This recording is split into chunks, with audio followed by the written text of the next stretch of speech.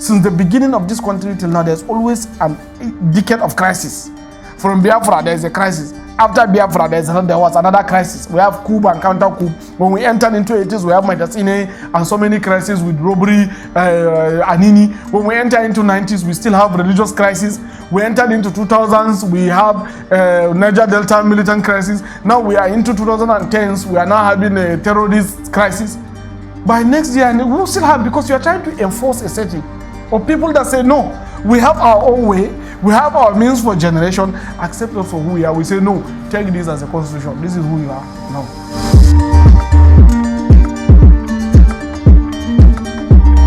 Let's get straight to the point. Let's begin by clarifying a few issues that come up when it comes to you and IPI solution. There was a report by People's Gazette that the CBN paid IPI solution the sum of 136.8 million naira to create a platform to rival Twitter. How do you react to this? Was there any such? No. In fact, when I saw the report, I was laughing because I know how much we lost in that particular project. The project was awarded to us in 2017, long before everybody knows even about Twitter controversy.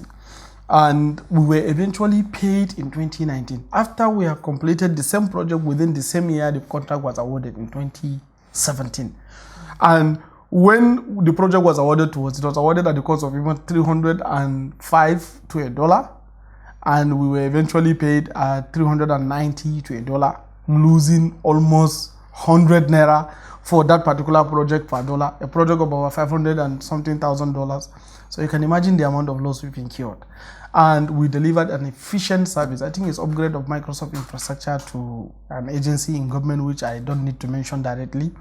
So I don't understand where the topic of federal government paying us money to develop Crow. Crow is 100% funded by our internal profitability. Nobody has ever contributed anything for the development other than what we have from within IPI. Okay. So you can categorically say that that publication was false. 100% false. In fact, I think some people were able to dig out the contrary part of the story, countering what People's Gazette said. I wasn't on Twitter, but I learned that some people published such things on Twitter. It's not possible. 136 million naira can never build a platform like Crow. Let's talk Twitter ban. We know where you stand with Twitter ban. Have you changed your mind on that? I don't. I will not until Twitter decided to also change their own policy that affects our countries. Wait, what's going on now? Do you still think it's fair that the government banned or suspended the use of Twitter in Nigeria? Yes, I think it is very healthy that Twitter should be suspended.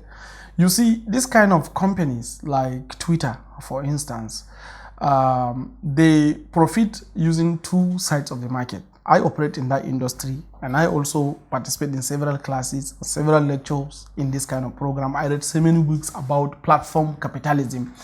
In platform capitalism, you make profit by either economic opportunity or political opportunity.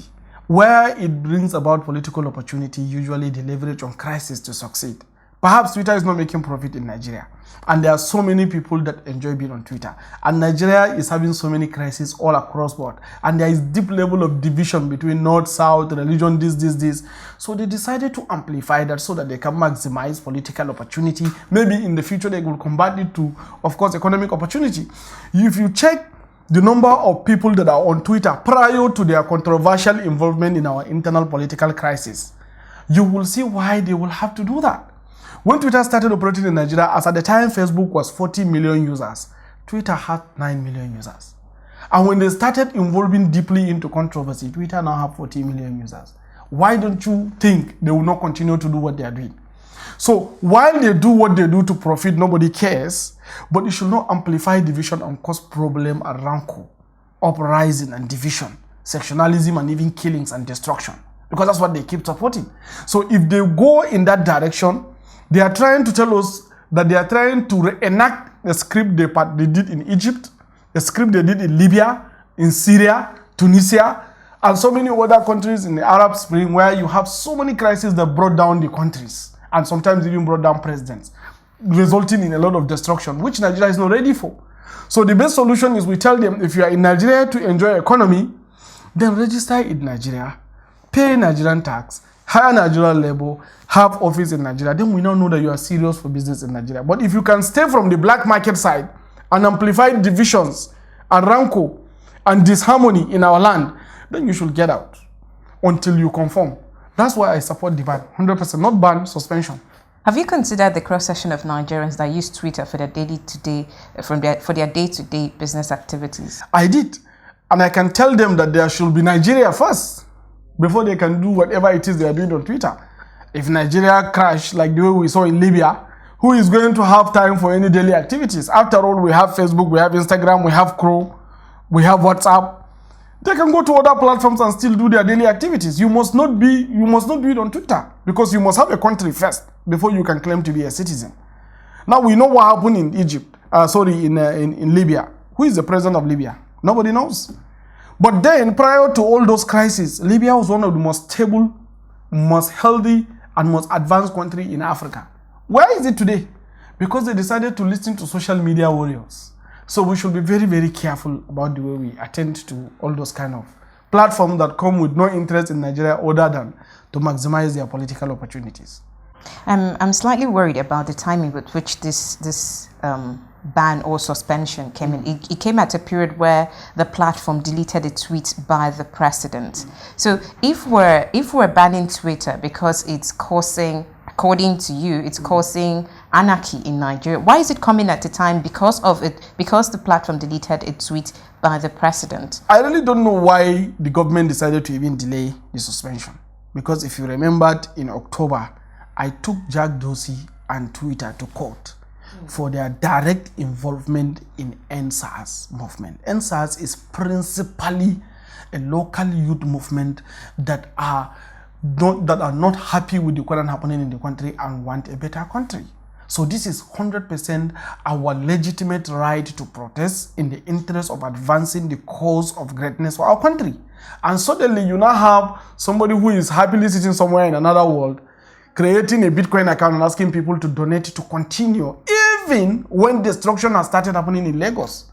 So it is very clear that these guys are here to sponsor and support the continued destruction of our land, other than what they claim to be providing as free speech.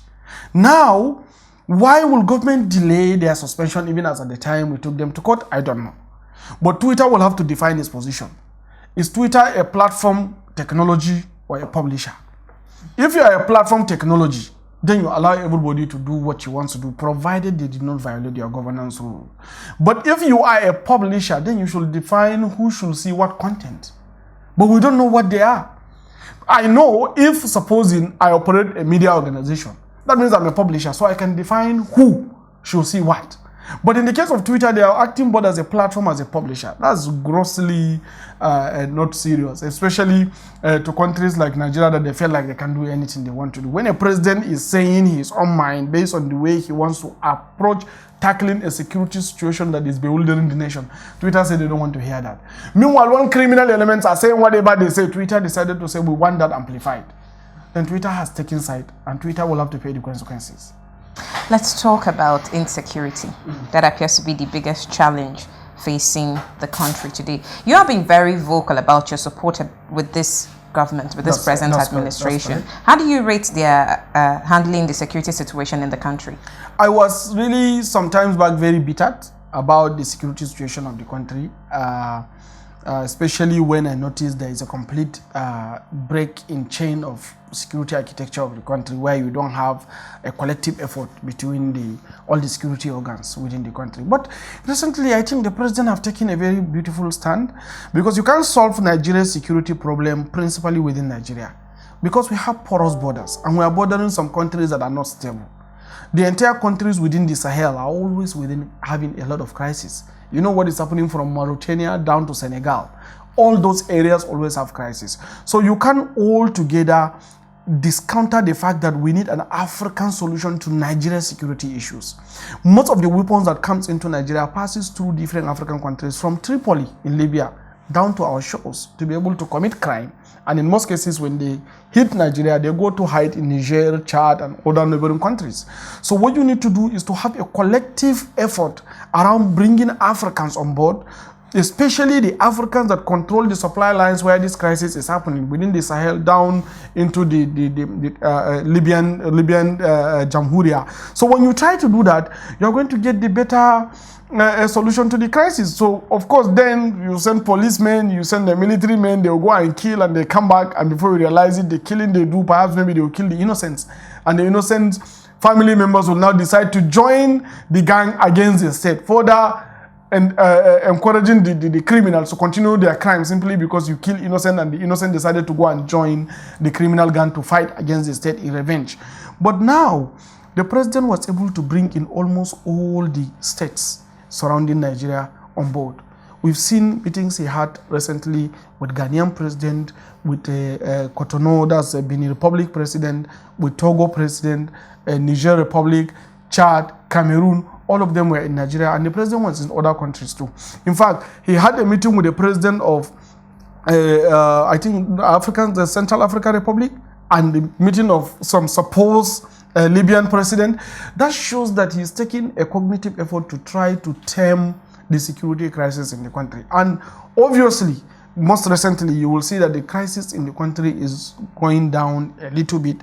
It is not a holistic solution, because Nigeria's security problem started from inside out.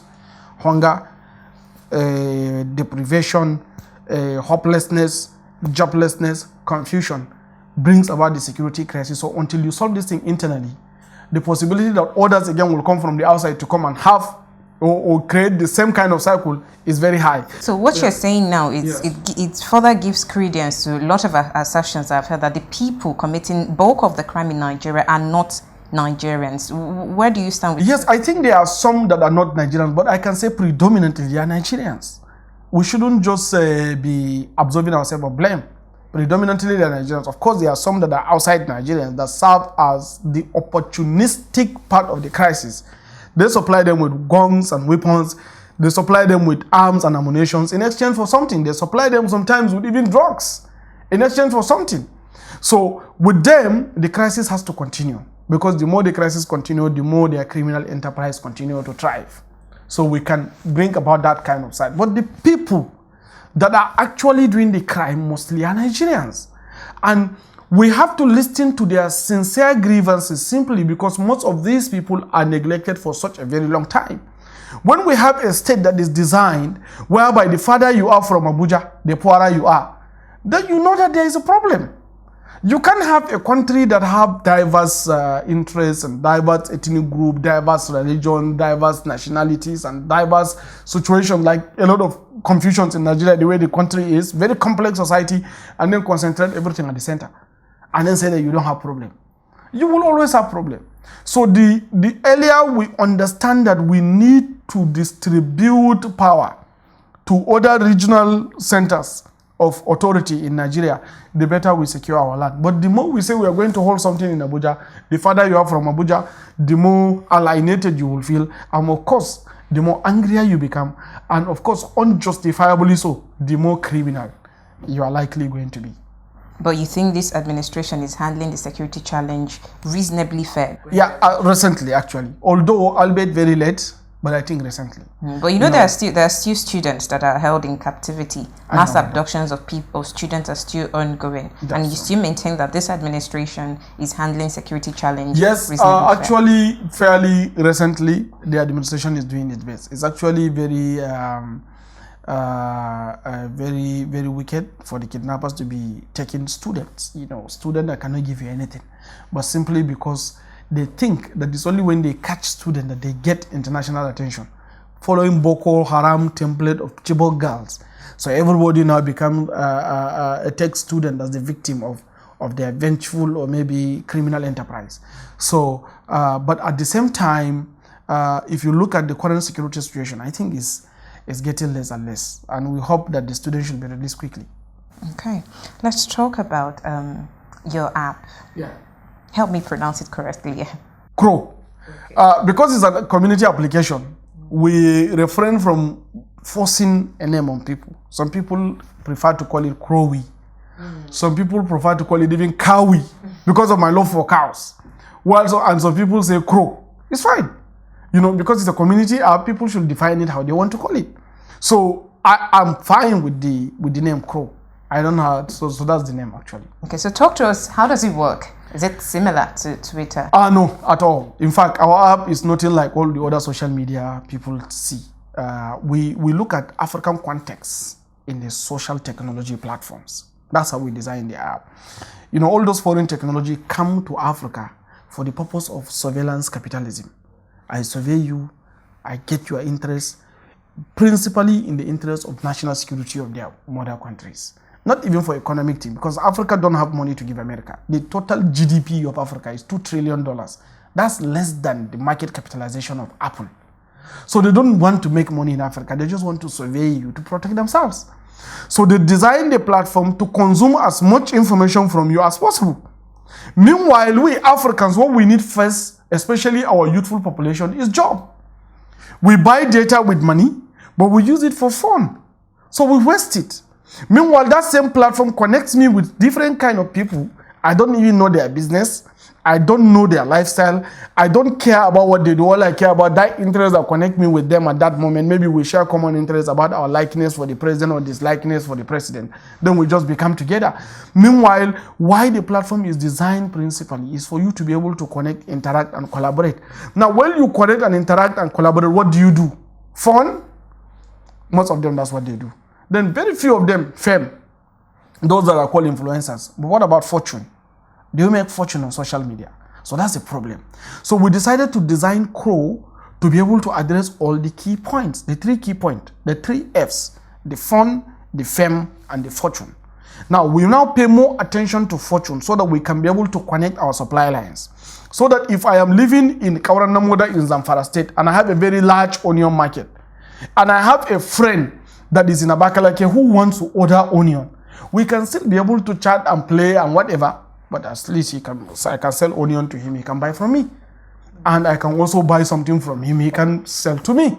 So that's exactly why we socialize, we create business opportunity.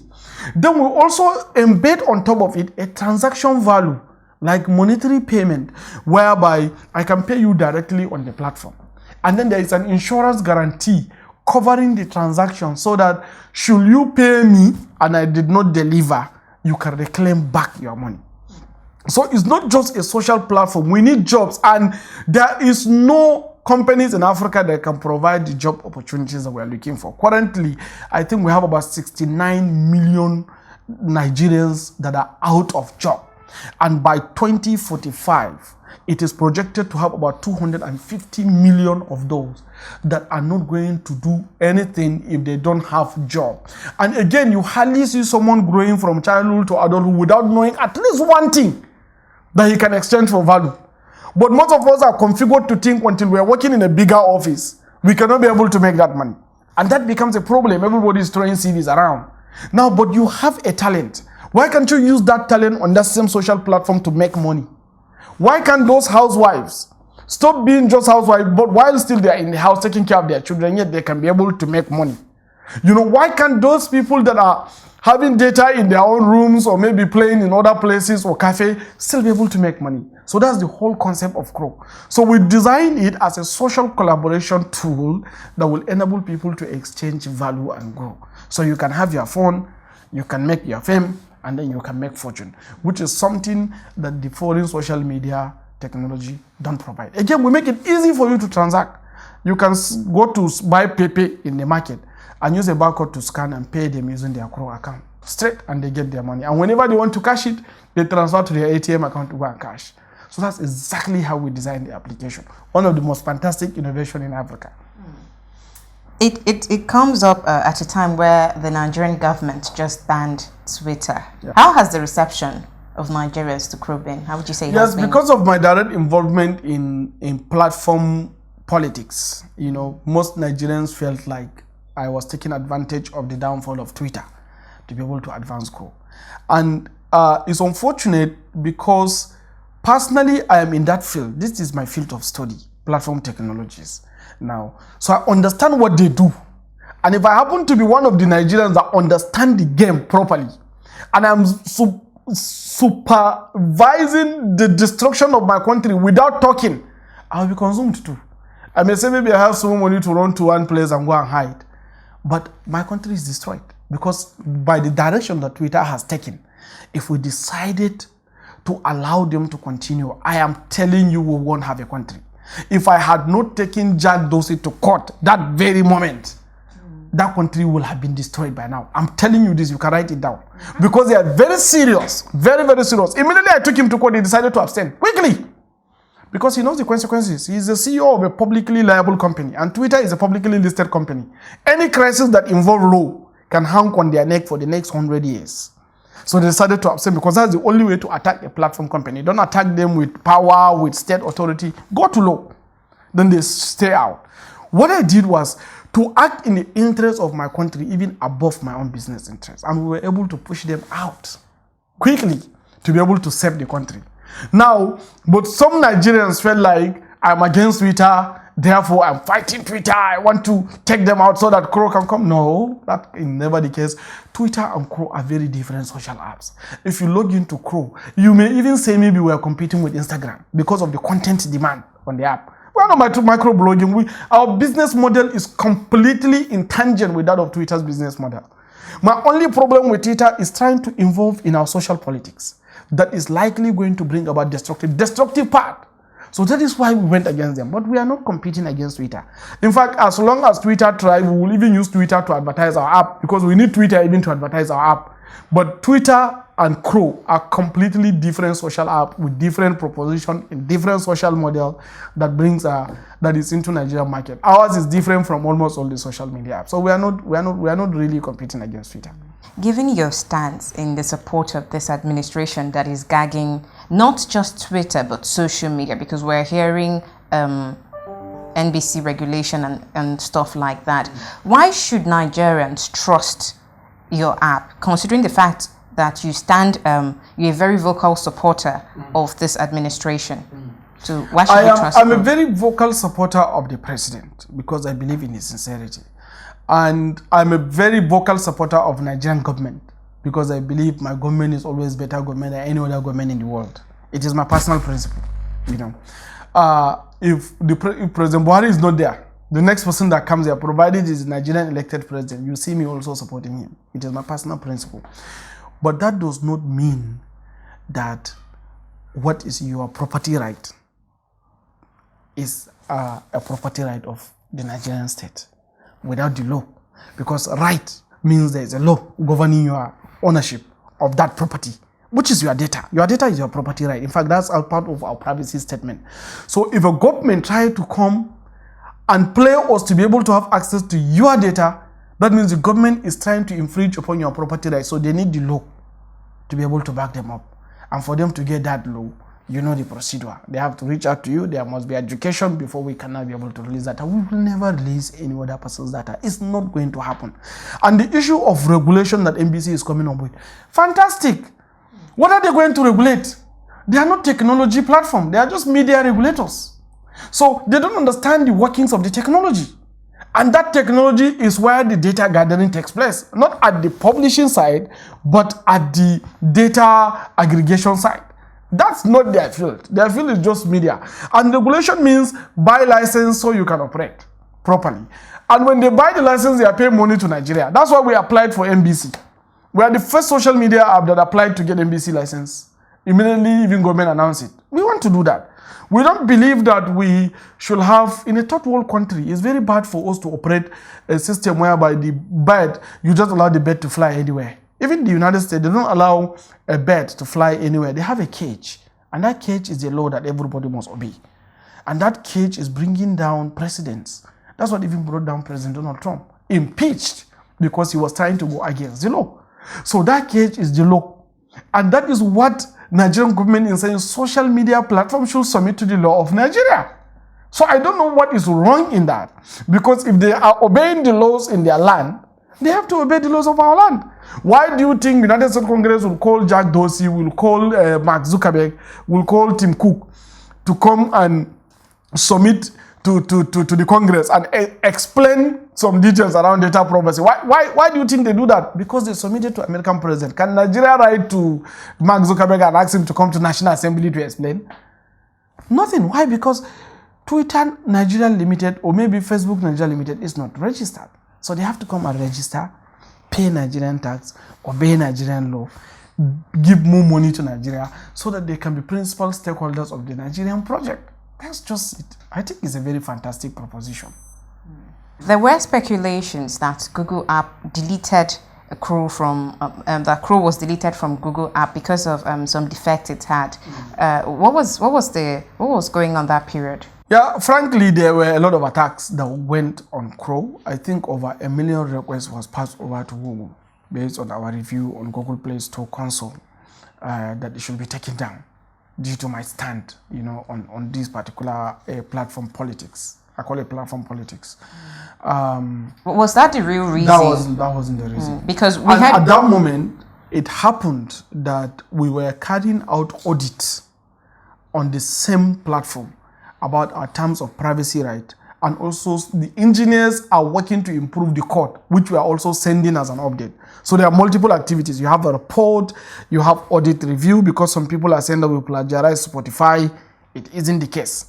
But in my nature, I asked my lawyers, go through these terms one after the other, line by line. Let us try to see if there's any plagiarism, an iota of plagiarism.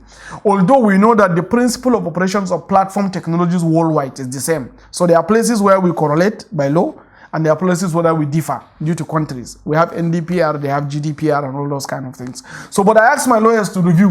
While that review is taking place, we are on that page, Google flagged it as an appropriate action. Take the app down, fix it, and then bring it back. We now accepted the link, and then the app was removed. And suddenly people said that it was taken down due to their report. So that came up, and equally the part where someone said something about it being too many defects. It's the app having too many defects. So I was wondering why the Crow app would be out for public consumption if it had any challenges. So that's apps, platform technology usually are not developed maturely and sold to the market. In fact, the biggest mistake you will do is to build a perfect platform and put it in the market. People will run away from it. It's a community application. People must participate in its development to own it, because you need people to own it. So you always release it and then learn from people and then improve upon it and then get back and improve upon it. You finish your own local engineering from within your own factory, you manufacture, you arrange, you tally, you filter, you did all your tests. Then from there, you need also people's opinion. So when you put it, somebody will say, no, this icon is not correct. No, this thing is dragging. This place is slow. I don't need this here. So you gather opinion. Then you sample based on the majority of the opinion. Then you go back to factory and fix and come back. We have been doing this thing. All platform technologies grow and mature gradually. As I'm talking to you now, Facebook is still correcting so many bugs. And that is why you hardly pass a month without receiving an update to fix a bug. It's always like that. Why? These bugs are coming as a result of people consuming the application and discovering new things. Then you have to go and re-engineer the application to be able to satisfy these new things. So Google in the first place will not even allow you to publish the application if they did not authenticate all through the lines and all through the codes. It is a natural thing. So anybody that is saying is removed because of defect, those persons don't understand what it means to even publish on Google in the first place.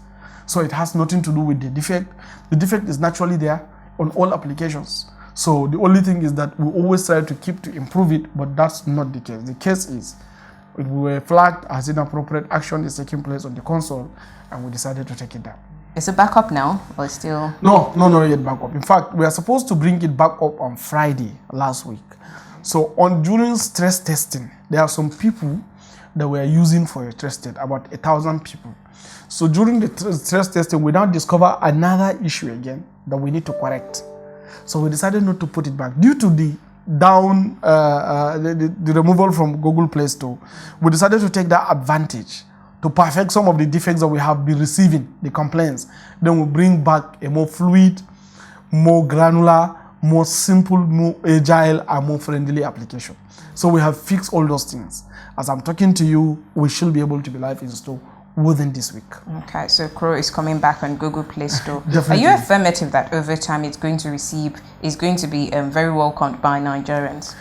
Yes, I know that some Nigerians may say yes to it seriously, and some Nigerians might say no to it, but over time Nigerians will come to understand clearly that our target is our country so that we can return value home and grow our local systems by leveraging on the local economy for export so that we can be able to attract external value. So they will come to understand and they will come to love it.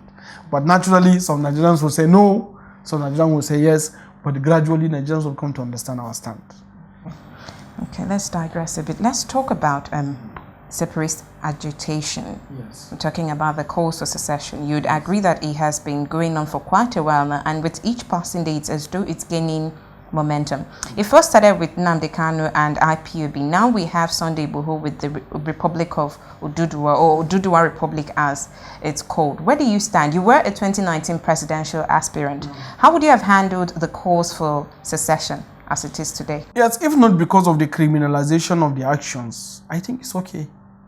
You see, countries evolve this way, naturally. If you check the history of global evolution of nation state, we started from empires, where one small country called Britain is controlling 1/3 of the entire earth as one country under one supreme leader. And then we now broke into continents. Gradually, we now broke into countries. It is natural that we should devolve power to regions. It's a natural evolution of order. It's just a normal thermodynamics principle. So the fact that you have people from the east saying we need some level of control, people from the west are saying we need level of control, from the north and from the south are saying the same thing, it means you have to listen to them. But it should not be a criminal agitation. It should be a reasonable constitutional agitation. But the situation whereby it has transformed into criminality, where you have killings and attack of state institutions, then you become somebody that should be treated as a criminal. And that's why the proscription of IPOB and Nnamdi Kanu as terrorists become justified. You can't 100% separate his actions from Shekau, because he's evolving to be the next Shekau. Shekau started that way. So it's a criminal action. That is where the problem is. But the agitation makes sense. Not to separate, but to have some reasonable control. Nigeria cannot continue as a unitary state. It's not going to work for us. We must devolve power. We must devolve authority from the center to the regions, to even states, even to local government. And there are so many countries that have devolved power based on these kind of complexities that they have. I always give the example with Russia. Russian Federation have 22 countries with presidents and parliaments operating their own systems within Russian Federation. Most example, you can take Tatarstan. They even have their foreign policy. The only thing is that after your election, you come to submit to Russian Duma. Moscow will now approve who should be the president. But they are now living in one country. Why? Because they have control and a sharing formula for the resources that is coming from that region and a representation from that region to the center. So we can be able to have this kind of structure. But we cannot have one president controlling one security, controlling one government economy. It can't work. So the agitation makes sense. But the approach is where it now led to desperation and criminality. That's where the problem is. So me, I support the devolution. And the devolution should be done reasonably so that each region can have certain control of their resources to a reasonable extent where they can also contribute to the making of the center. But the situation whereby you have a criminal action taking place in the name of agitation then now become a complete confusion. Because if supposing a Shekau who is saying that he wants to break out from Nigeria and create Islamic Republic in that region, or Nnamdi Kanu, he wants to break out and create Biafra Republic, how is he going to go? You are within the center, like surrounded by Nigeria. Where are you going to trade? Even if you fly from that your country to any other part in the world, you are passing through Nigerian airspace. How? Now, you cannot be able to have a country without at least one principal member, national security member of the United Nations backing you up. The 5 Security Council members, UK, France, US, and Russia, and China. None of them is backing you up. And even if they back you up, they must have at least two-thirds majority of 206 countries to support them. You don't have this thing. So how are you going to separate? You are just deceiving people to go and die. So it becomes very insulting to the sensibilities of innocent people that are in the market. You are sitting in another man country and you're asking them to rise up and kill. So this is where the deceit is, and that is why we said what they are doing is wrong. But apart from that, the agitation for some level of control makes sense. Okay. Yeah. But that's for IPOB. Let's talk about the Oduduwa Republic agitation. What are your thoughts about what's going on? Yeah. The thing is, in the first place, Sunday Igboho started also to follow their path, killings and attacking people that are not from the region, which is criminal. And immediately he was warned and issued a lot of maybe warnings or state whatever. I noticed he mellowed down and he began to look at it as a normal Republican agitation than a criminal agitation. So that now shows some level of pragmatism in his own approach to some extent, most recently. Again, if you look at that, you will see that it still falls back to the fact that devolution is needed. You can have a Oduduwa nation. It's not a bad thing. In Nigeria, you can have Biafran Republic. It's not a bad thing. In Nigeria, you can have Arewa Republic. It's not a bad thing, but all of them are Nigerians. They are in Nigeria operating a common economy with different interests, different religion, different tribal identities, but with different interests. Yet they are all forming a common members of a commonwealth called Nigeria. It's okay. It's not a bad thing. So I don't altogether condemn that agitation, provided is for a meaningfully restructured or reconfigured. I don't want to call it restructured. For a meaningfully reconfigured Nigeria, is fantastic. But the situation whereby it is also for separation, then is a joke. You shouldn't deceive people. Nigeria cannot break. It's a lie. It's not going. You are trying to start agitation that will last for 50 years. Even the South Sudan, they are giving an example. South Sudan has been fighting since the beginning of last century. They were fighting for separation. Eventually, China came to their aid. That time that they got independent, China backed them up and lobbied for them. Why did China lobby for them? Because of the oil in Juba. Why did China love oil in Juba? Because that oil is going to service their own enterprise within the East African region, from Tanzania down to Djibouti, where they have military presence. Immediately they remove the country and have that. They only empower the elites to enjoy the oil money and leave the country into tatters while they take the oil. Who is the president of South Sudan today? We can't answer. So this is the problem. Okay. I want to clarify something. To the best of my knowledge, I believe this agitation started, at least for the Oduduwa Republic, it started with the incessant attacks in most communities in the region. Especially the Hausa communities. Not necessarily the Hausa communities, but then I know it started. It's the agitation to break away started because of the government's inability to handle the security situation in the region. Again, you're a vocal supporter of this administration. Do you think if they handle what's going on in the agitations of this secessionist group, the issue of secession may die off? Do you think if they handled it any different? Yes. I'm saying this because the situation in Oyo State, in Iganga, was what made Sunday Igboho somewhat popular. It gave him lots of popularity, and he has thousands of followers. He kept screaming because of the attacks people in the region kept having. They said it's by armed Fulani herdsmen. So that's what he decided, that since the government cannot protect the people, he would take it upon himself to protect the region. So I'm throwing the question to you now. Do you think if this administration had handled security any different, this secession agitation from the Oduduwa Republic may not have come in? We may decide to say it's baseless or it doesn't hold much water, but it is there. And every day it gains momentum. And we've had reports of them trying to collaborate with the IPOB agitation. We don't know how true it is. I cannot verify if that information is correct, but a lot is going on. So I just want to know your thoughts in that regard. Yes. Regarding the herdsmen crisis, I don't want to call Fulani. I want to say herdsmen. Because herdsmen, there are a lot of people that are herding cattle. I have many Yoruba friends and Igbo friends that are herdsmen. So herdsmen and farmers crisis is an age-long tradition. And with the modern era, I don't believe we should continue to have open grazing. Once you have open grazing where food crisis is becoming higher because people are too much, that land is becoming scarce. You will always have problem. That is why I advocated for ranching. From the beginning, I don't support open grazing.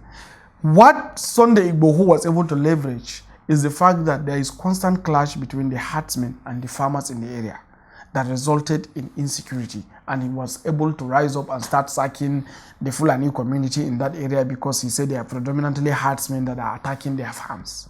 That's how it started. Now, should the government take approach of ranching, whereby all the Fulanis and the herders that are non-Fulanis have opportunity to create a land where they ranch their cattle and animals, and then allow farmers to be able to farm in their side, we won't have this problem. We won't have produced people like Sunday Igboho to be insulting Oni of Ife, to be insulting Tinubu. Just imagine this kind of person. It's not good. So we won't produce some miscreant to rise up and become irresponsible citizens attacking our senior elder statesmen. You can disagree with elders, but you don't insult them. You can disagree with the state, that the principle that upon which a state is governed, but it doesn't make sense for you to be confrontational. So we wouldn't have those kind of uprising. So I believe government should pay closer attention to ranching.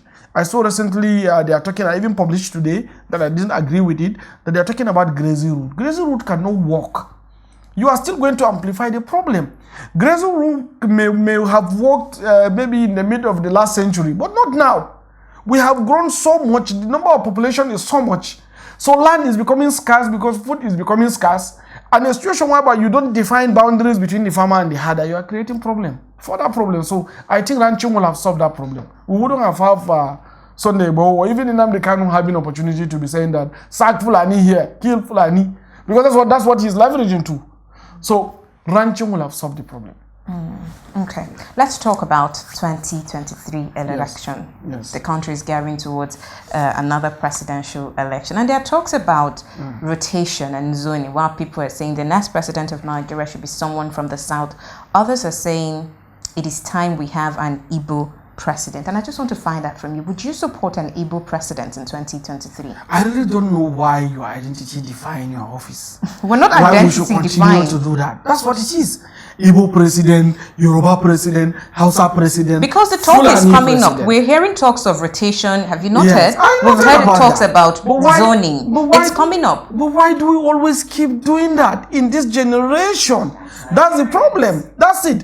So my own belief personally is that we should pay attention to where the interest of the country is better served. And I believe if the youth will understand this thing, I think we have a better opportunity now to be able to define that the rotation should not be between the youth and the class that has failed the country. Because there is a class that failed the country and they know it. We shouldn't be sugarcoating about that. So why can't we have fresh air in the system driving the process? Why can't it be rotation now? Why can't it be the turn of the youth? Why can't younger population pay attention to the way they are governed and take responsibility to govern themselves?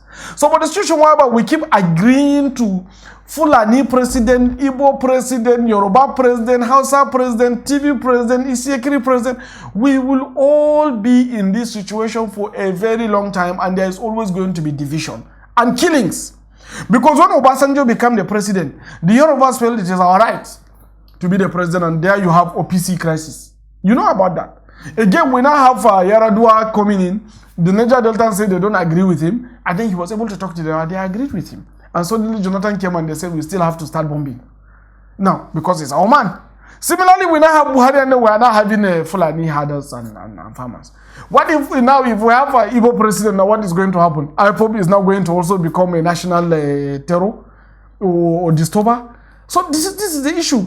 So we must get out from that shade of being a Fulani or Yoruba or Hausa or Igbo or whatever tribe. We should try to look at what interest of Nigeria is better served. And I believe the interest of Nigeria will be better served by the younger population. Sincerely, the current set of leaders cannot be able to serve the interest of Nigeria because they thrive on this division. And until you are able to create a clear dichotomy between a section that always believe in division and a section that believe in the common good for all, then we will always be falling into this kind of crisis. So you're supporting youth involvement in politics? Yes, I'm supporting youth involvement in politics. In fact, I had a lady yesterday saying that she would rather support no matter who, even if it is a god from her generation, GOAT, from her generation, than to support an elderly class. I'm tempted to believe with her, but I don't agree.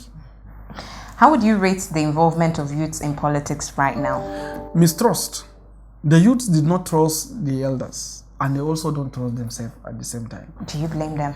I don't blame them, because trust of politicians metrics, if you check even with the World Economic Forum, is very high.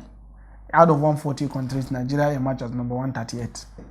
We don't trust authorities, and it's a problem. Why? Because of so much long time of disappointment.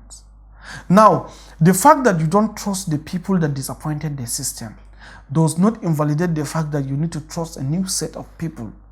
Not completely, but at least with some certain level of authority to be able to define the way your governance model is. At least take another direction. We call ourselves the generation of disruption.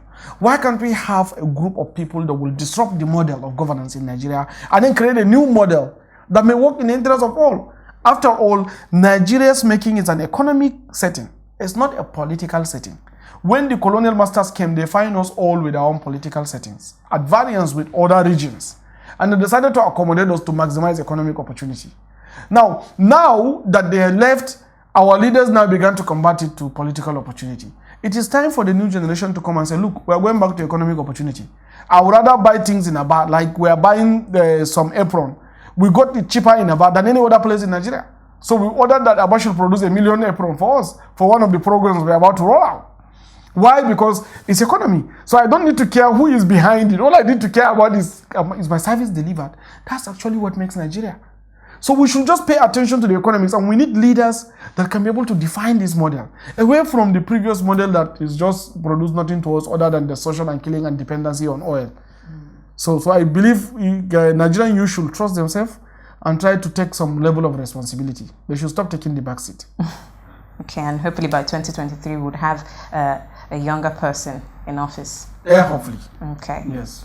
A whole lot is going on in Nigeria. I'm coming to the end of this interview. A whole lot is going on in Nigeria. We have mass abductions, kidnapping, insecurity, calls for secession, a whole lot. And quite frankly, given glaring reasons, it's as though this administration is not doing enough to handle the situation. How do you propose we move forward in Nigeria? How do you propose we achieve a better Nigeria for all of us? Because at the end of the day, regardless of tribe, regardless of religion, everybody wants a better Nigeria. That's true. How do you propose we work towards I believe achieving it? the best way to fix Nigeria's problem is to accept Nigeria for what it is.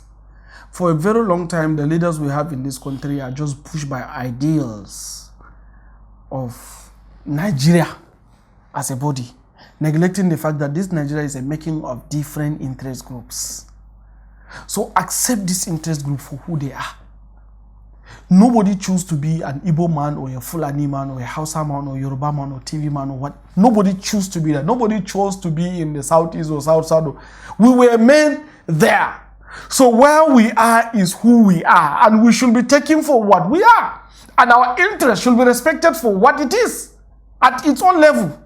So it is that definition that is going to fuse Nigeria. I started saying that what connects us is the economy. It's not the politics. We can never be politically the same, because all of us have history for generations, and we have inherited these generations into our cultures and traditions. So this is who we are. Accept Igbo man for his costumes and tradition in Nigerian state. Accept Yoruba man, Fulani man, Hausa man, Isekiri man, Ijo, Jukun, TV, Chamba. All the tribes, accept them for who they are in the Nigerian state. Get them stake. Listen to them for who they are, and then define rules that govern them based on the way they think they should be.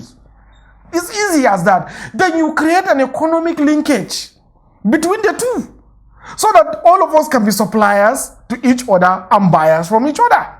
Once I can be able to order things from Aba to my state in Adamawa state, and somebody from Aba can order Ketu from Adamawa to his own place, why do we need to break up? I don't have to pay tax. I don't have to pay tariff. I don't have to pay customs. I'm just ordering, and in my own country. So everything works well for us. So the problem is that we have leaders that their mind is just politics. They don't care about the economy because they are incentivized by oil money that is coming from the ground. They didn't work for it. So the only way to fix this country is to enable the productivity between us by connecting our economic supply lines and allow us to be what we want to be, the way we are. But the situation whereby I want to redefine you, I remove the Igbo in you and make you a Nigeria that I cannot define, then I am causing trouble. So we lie to ourselves for so much long time without accepting our realities. So that agitation, that is why sometimes, no matter how negative it sounds, it's actually allowing us to talk our differences and to understand each other much more. So with that, we cannot accept who we are for who we are. Then we cannot be able to define what we should become in the Nigerian state. That is the only way to fix this country. But as long as you want to enforce your own design that you believe in another person, you will always have a rejection. And if we continue with these settings, we may solve the problem of kidnapping and banditry and killing and terrorism. Another one will emerge. Since the beginning of this country till now, there's always a decade of crisis. From Biafra, there is a crisis. After Biafra, there was another crisis. We have coup and counter coup. When we entered into 80s, we have Medicine and so many crises with robbery, Anini. When we enter into 90s, we still have religious crisis. We entered into 2000s, we have Niger Delta militant crisis. Now we are into 2010s, we are now having a terrorist crisis. By next year, we will still have, because you are trying to enforce a setting.